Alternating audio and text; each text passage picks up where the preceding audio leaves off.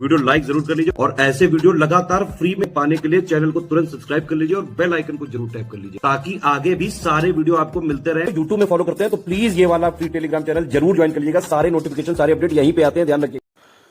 नमस्कार दोस्तों, तो आज हम लोग शुरू कर रहे हैं इंग्लिश मीडियम में यूपी पीसीएस के पीवाईक्यू। तो हिस्ट्री के उठा रहे हैं आज हम लोग। हिस्ट्री में जितने भी 20 सालों में आए हुए क्वेश्चन है यूपी पीसीएस में हिस्ट्री से वो करेंगे, ठीक है। ये इंग्लिश में वीडियो है, हिंदी में भी आप देखना चाहते हैं तो वो भी आएगा, ठीक है। तो पहले इंग्लिश का देखते हैं, डेली ये लेक्चर सीरीज शुरू करेंगे। देखिए ये मैं किस लिए स्टार्ट कर रहा हूँ, इसके दो रीज़न है। एक तो यूपी पीसीएस का प्रीलिम्स, उसमें ये आपको तो हेल्प करेंगे ही करेंगे। साथ में यूपी पीसीएस एपीएस और स्पेशली आरओ उसमें इससे आपको बहुत क्वेश्चन देखने को मिल जाएंगे, ठीक है। तो बिना टाइम वेस्ट किए इसको करते हैं और साथ ही में मैं आपको बैकग्राउंड भी बताता चलूँगा, ठीक है।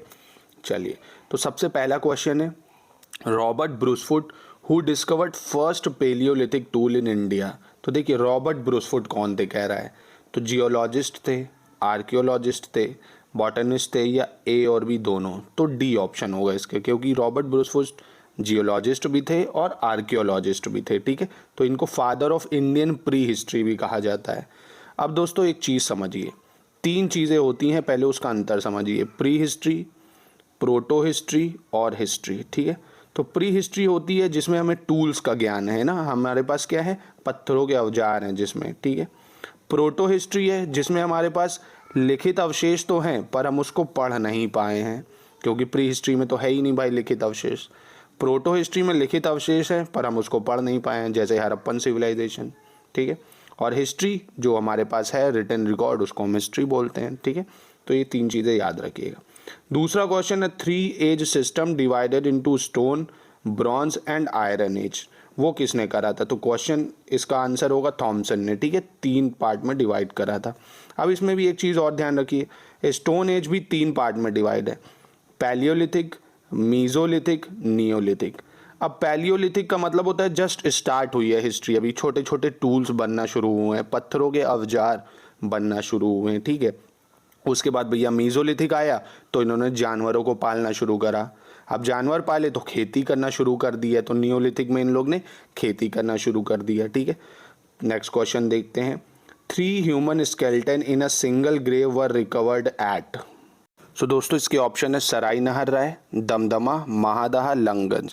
पहले इसका मतलब बता देता हूँ आपको। देखिए इसका मतलब है 3 human skeleton in a single graveyard, मतलब एक ही कब्र में 3 लोगों को दफनाया गया, इसके अवशेष मिले हैं भाई, है ना, कि किसी फैमिली मेंबर होगा उसको एक साथ दफनाने की हो सकता प्रथा हो।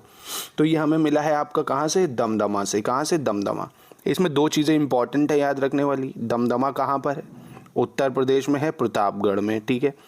सराय नहर राय ये भी उत्तर प्रदेश के प्रतापगढ़ में है, यहाँ से भी हमें मिले हैं नरकंकाल, पर 4 स्केलेटन मिले हैं। कितने मिले हैं, 4 स्केलेटन मिले हैं एक ही कब्र में, ठीक है। और महादहा ये भी आपका कहाँ पे है, उत्तर प्रदेश में, यहाँ से भी हमें बोन के ऑर्नामेंट्स मिले हैं। याद रखिएगा महादहा, दमदमा, सराय नहर राय ये तीनों ही उत्तर प्रदेश में, ठीक।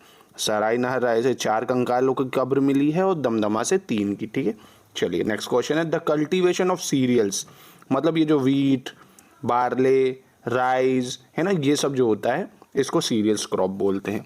ये कब शुरू हुई, तो मैंने बताया आपको ये नियोलिथिक एज में। कब शुरू हुई, नियोलिथिक एज में, ठीक है। इसको याद रखिएगा। डोमेस्टिकेशन हुआ मीजोलिथिक में।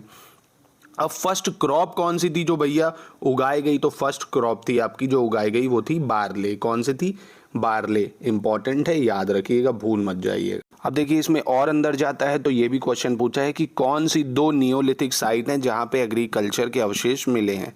तो 2 नियोलिथिक साइट आपको याद रखनी है, एक है मेहरगढ़, एक है कोल्डी हवा। मेहरगढ़ है पाकिस्तान में और कोल्डी हवा है उत्तर प्रदेश में, ठीक है। तो यहाँ से हमें भैया किसके अवशेष मिले, एग्रीकल्चर के, बार्ले, राइस इनके। और अगर पूछे भैया पहली क्रॉप कौन सी उगाई गई तो बताओगे बार्ले, ठीक। पूछे भैया एग्रीकल्चर शुरू कब हुआ तो बताओगे नियोलिथिक एज में। कब हुआ, नियोलिथिक एज में।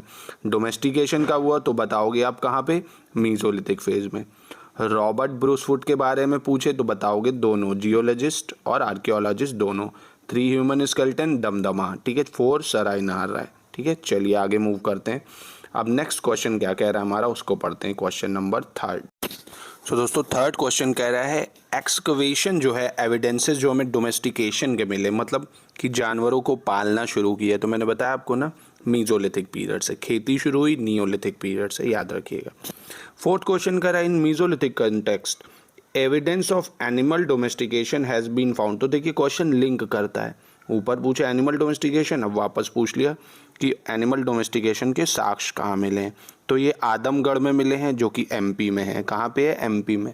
और एक जगह से और मिले हैं, वो है बैगौर। कौन सी जगह है? बैगौर, वो राजस्थान में है। तो इसको भी याद रखिएगा, कभी ऑप्शन बदल के भी आ सकता है, आदमगढ़ और बैगौर। ठीक है, चलिए नेक्स्ट क्वेश्चन, क्वेश्चन नंबर 8 कह रहे हैं earliest evidence of man in India. तो देखिए नर्मदा वैली, यहाँ पे बहुत पुरानी साइट्स हैं। दो देखा होगा आपने, भीम बेटिका पेंटिंग के बारे में सुना होगा, है ना, जो रेजैन डिस्ट्रिक्ट एमपी में है ना। इसको सबसे पहले किसने फाउंड किया था बता सकते हो आप? कई बार एग्जाम में आया है, इसका वीडियो के एंड में आंसर दे दूंगा आपको मैं, कोशिश करिए याद करने की। चलिए बता ही देता हूँ, वीएस वाकांकर हैं। ठीक है, चलिए तो ये नर्मदा वैली है। 9 कह रहा है विच of the following was the main objective of एका मूवमेंट। तो देखिए सबसे पहले एका मूवमेंट का टाइम पीरियड याद कर लीजिए, 1921 से 1922 है। ठीक है, तो अगर ऑप्शन में 21 है तो 21 टिक करो, 22 है तो 22, दोनों है अगर तो 22 टिक करो। ठीक है, याद रखिएगा। नॉन कॉपरेशन के बाद शुरू हुआ था, इसका ऑप्शन सी है। Conversion of taxes into cash, तो क्योंकि ये जो एक मदारी पारसी थे रेवोल्यूशनरी, इन्होंने शुरू करा था पीजेंट मूवमेंट। अवध में ये शुरू हुआ था, उत्तर प्रदेश के अवध में, नॉन कॉरपोरेशन के ख़त्म होने के बाद ही, एक तरह से ऑफ शूट कह सकते हो उसका आप। तो आपको फिलहाल अवध में शुरू हुआ ये याद रखना है, टैक्सेस के खिलाफ हुआ ये याद रखना है, conversion of taxes into cash, और टाइम पीरियड याद रखना है। ठीक है, तो ये है मेजर चीज़ें। चलिए नेक्स्ट क्वेश्चन मूव करते हैं, क्वेश्चन नंबर 10 पे। तो क्वेश्चन नंबर 10 देखते हैं। क्वेश्चन नंबर 10 कह रहा है in which of the following literary work some parts are found from the architectural work, namely Adhai Din का झोपड़ा। ये हमें कहाँ से मिलता है? अढ़ाई दिन का झोपड़ा लिखा हुआ, ये कहाँ से पता चलता है? तो इसका होगा हरिकेली नाटक से हमें पता चलता है। कहाँ से? हरिकेली नाटक। ये थोड़ा डीप में क्वेश्चन आ गया था एक। चलिए क्वेश्चन नंबर 11 कह रहा है ऑक्रे कलर्ड पोट्री। ये बहुत आसान क्वेश्चन था प्री हिस्ट्री से। ऑक्रे कलर्ड पोट्री हमें मिलती है हस्तिनापुर से। कहाँ से मिलती है? हस्तिनापुर से। इंपॉर्टेंट है, याद रखिएगा। क्या आप कमेंट में बता सकते हो PGW पेंटेड ग्रेवेयर पोट्री ये कौन यूज़ करता था? आगे मैं इसको पढ़ाऊंगा आपको। ठीक है, कोशिश करिए बताने की। अब क्वेश्चन नंबर 5 देख लेते हैं, लास्ट है। From which of the following site bone implements have been found. तो अभी बताया आपको, बोन इम्प्लीमेंट्स हमें मिलते हैं महादहा से। कहाँ मिलते हैं? महादहा। और ये कहाँ पर है? ये MP के उत्तर प्रदेश में प्रतापगढ़ में है। उत्तर प्रदेश में प्रतापगढ़ इंपॉर्टेंट है, याद रखिएगा। सराय नहर राय भी प्रतापगढ़ में है, उत्तर प्रदेश में। यहाँ से 4 स्केलेटन मिल जाते हैं एक ही ग्रेव में। दमदमा भी प्रतापगढ़ में है, यहाँ से 3 स्केलेटन मिल जाते हैं एक ही ग्रेव में। तो ये इंपॉर्टेंट क्वेश्चन है। एग्रीकल्चर कब स्टार्ट होता है? नियोलिथिक में। डोमेस्टिकेशन कब होता है? मीजोलिथिक में। एग्रीकल्चर की इंपॉर्टेंट साइट मेहरगढ़ कोल्डियावा। ठीक। सो दोस्तों ये था पहला पार्ट इसका। अब हम लोग करेंगे सेकंड पार्ट, जिसमें मैं आपको और क्वेश्चन कराऊंगा। कम से कम आपको ये समझ लीजिए इतने क्वेश्चन करा दूंगा कि इसी से आपके आरओ में आपको मिल जाएंगे हिस्ट्री में क्वेश्चन कई सारे, क्योंकि 20 से 22 क्वेश्चन हिस्ट्री में आते हैं। अगर वीडियो की लेक्चर सीरीज पसंद आई आपको, कंटिन्यू आप चाह रहे हो मैं इसको करूं, तो कमेंट में बताइए। क्या थोड़े थोड़े क्वेश्चन कराऊं 10-10, 20-20 साथ में डिटेल में करा के उसको, या मैं 20-20, 30-30, 50-50 कराऊं? मुझे अपना सजेशन दीजिए। क्या मैं ऐसे ही बताऊं या जल्दी जल्दी बता के उसको जल्दी से ख़त्म कराऊं?